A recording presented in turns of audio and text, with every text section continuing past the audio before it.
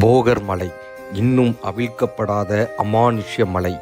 3000 வருடங்கள் பழமையான ஆலமரம் கோவிலாக சித்தராக மாறிய மலை. புலிப்பாணி சித்தர் தவமிருந்த மலை. சித்த மூலிகைகள் தரும் சுனை ஊற்று உள்ள மலை. காட்டில் ஒலிக்கும் அமானுஷ்ய குரல்கள் இன்றும் கேட்கும் மலை. போகர் நவபாஷாணம் என்னும் விஷத்தை பஞ்ச அமிர்தம் கலந்து மருந்தாக மாற்றிய மலை. நவபாஷான சிலையை, தசபாஷான சிலையை, நவபாஷான லிங்கத்தை உருவாக்கிய ஆராய்ச்சி கூடம் இந்த போகர் மலை. இந்த போகர் மலையில் உள்ள அதிசயங்கள் என்ன? இந்த போகர் மலையில் உள்ள அமானுஷ்யங்கள் என்ன? இந்த போகர் மலையில் உள்ள தெரியாத அற்புதங்கள் என்ன? வாருங்கள் இந்த காணொளியில் காண்போம். போகர் 14 சித்தர்களில் ஒருவர். போகர் 9 விஷங்களை, பாஷாணங்களை கொண்டு, பஞ்ச அமிர்தம் கொண்டு நவபாஷான முருகரை உருவாக்கினார். பழனியில் உள்ள முருகர், நவபாஷான முருகர் சிலையை உருவாக்கியவர் போகர் சித்தர். அந்த நவபாஷாணத்தில், பாஷாணம் என்றால் விஷம், அந்த நவபாஷாணத்தில் பஞ்சாமிர்தம் கலந்து அதை உண்ணும்போது அந்த பாஷாணம் அமிர்தமாக மாறி உடம்பில் உள்ள நோய்களை தீர்க்கிறது.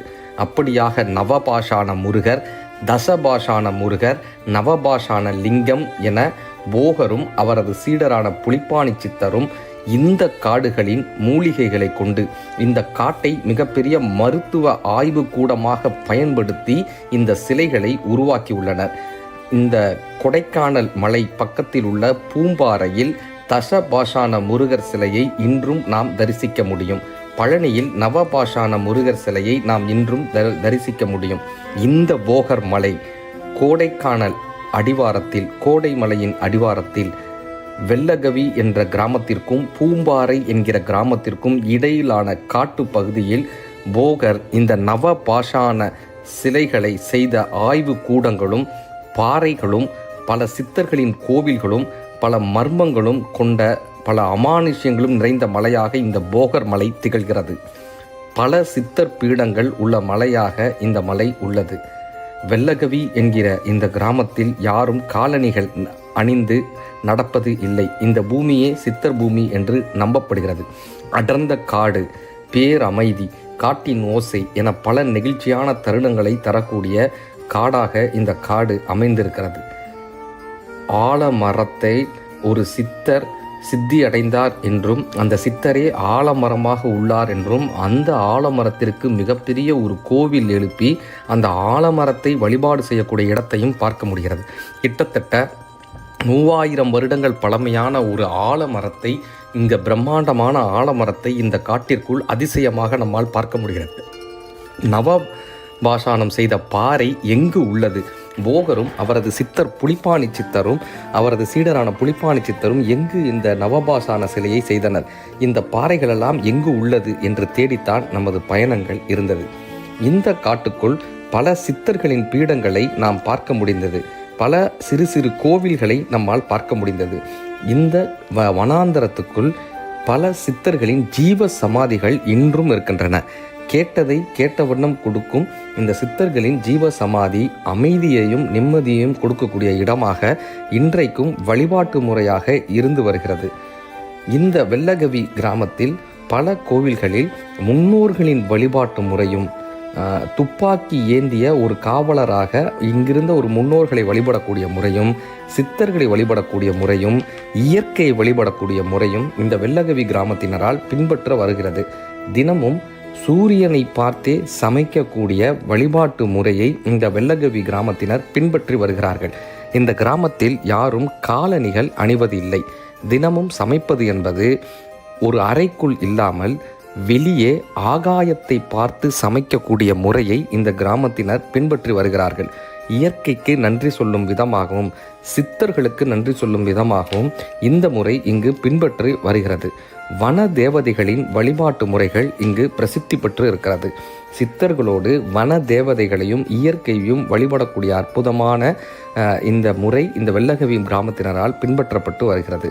இங்கே இருக்கக்கூடிய நீர்நிலைகள், தடாகங்கள் ஒரு மூலிகை நீராக, நோய் தீர்க்கும் மருந்தாக இங்கே இருக்கக்கூடிய மூலிகைகள் இருக்கிறது.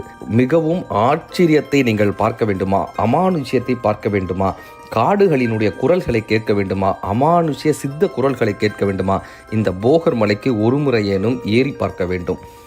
இன்னும் அவிழ்க்கப்படாத பல மர்மங்கள் நிறைந்த மலையாக இந்த மலை இருக்கிறது. மின்மினி பூச்சிகள் குடிகொண்ட இடமாக, பட்டாம்பூச்சிகளினுடைய கூடல்களை பார்க்கக்கூடிய இடமாக, வெள்ள மலைகள் இருக்கக்கூடிய இடமாக, ஒரு விநாயகர் சிலை காலையில் கருப்பாகவும் மாலையில் வெள்ளையாகவும் மாறக்கூடிய அற்புதத்தன்மை கொண்ட ஒரு இடமாக, பல அதிசயங்கள் இருக்கக்கூடிய இடமாக இந்த இடம் அமைந்திருக்கிறது. நான் போகர் மலையில் காலடி வைத்தது ஒரு பயணம் ஆரம்பிக்க அல்ல, என்னை தாண்டி ஏதோ ஒன்றை உணர வைக்க. அந்த மண்ணில் முதல் அடியை எடுத்து வைத்தவுடன் உள்ளுக்குள் ஒரு விசித்திரமான அமைதி, விளக்க முடியாத ஒரு உணர்வு. காட்டுக்குள் நுழைந்ததும் சத்தங்கள் மெல்ல மெல்ல அடங்கின.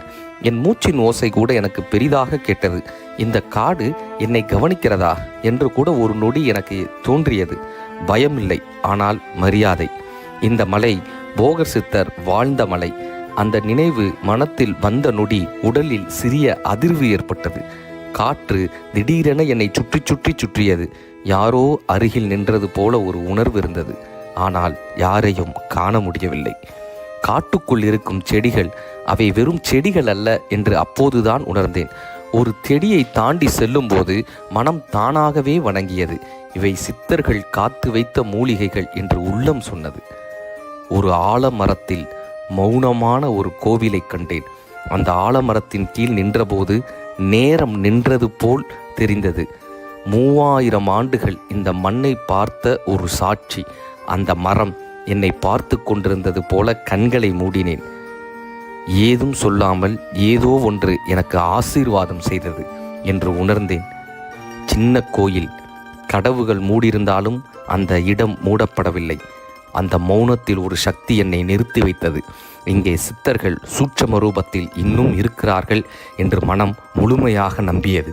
இதோ இந்த பாறை, இந்த பிரம்மாண்டமான பாறை, லிங்க வடிவில் உள்ள இந்த பாறை, இந்த அற்புத பாறையில்தான் போகர் அந்த நவபாஷான முருகரையும் தசபாஷான முருகரையும் அந்த நவபாஷான மூலிகைகளை அரைத்த பாறை என்று சொல்லப்படுகிறது. இந்த பாறையின் அருகே நின்றபோது உடல் சற்று கனமானது. இதயம் மெதுவாக அடித்தது. இந்த இடத்தில் போக சித்தர் நவபாஷானத்தை உருவாக்கியிருக்கலாம் என்று சொன்னதை அப்போது நம்பினேன். ஏனென்றால் அந்த பாறை சாதாரண பாறை அல்ல என்று உள்ளம் உணர்ந்தது.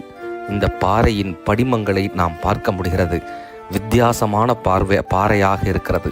இந்த பாறையே ஏதோ நமக்குள் சொல்லக்கூடிய ஒரு பிரம்மாண்டத்தின் காட்டினுடைய பிரம்மாண்டமாக எழுந்து நிற்கிறது. காட்டில் ஒரு பெரிய சிவலிங்கமாக உயர்ந்து நிற்கிறது. இந்த பாறை இன்னும் மூலிகைகளினுடைய அந்த ஆய்வு நிலையமாக மூலிகைகளினுடைய சாரத்தை தனக்குள் வைத்திருக்கிறது.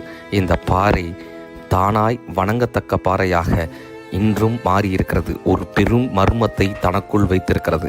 இந்த பிரம்மாண்டமான பாறையை நமக்கு காட்டுவதற்காகத்தான் போகசித்தர் இங்கு அழைத்து வந்திருக்கிறார் என்று நமக்கு தெரிகிறது. நீர்வீழ்ச்சிகளின் சத்தம் என் உள்ளத்துக்குள் புகுந்தது. அந்த நீர் உள்ளத்தை தூய்மைப்படுத்தக்கூடிய நீராக அமைந்தது. இப்படியாக நவபாஷான பாறை, மூலிகை நீர், அடர்ந்த காடு, அகண்ட வானம், சித்தர்களின் இருப்பிடம், வன தேவதைகளின் கோயில் என போகர் மலை நினைவுகள் அத்தனையும் பசுமையாயிருக்கிறது. அந்த மலையிலிருந்து நான் திரும்பி வந்தேன். ஆனால் போனவனாக அல்ல.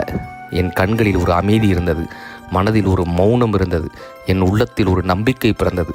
சித்தர்கள் இன்னும் இருக்கிறார்கள் இந்த காட்டில், இந்த மண்ணில், இந்த மௌனத்தில்.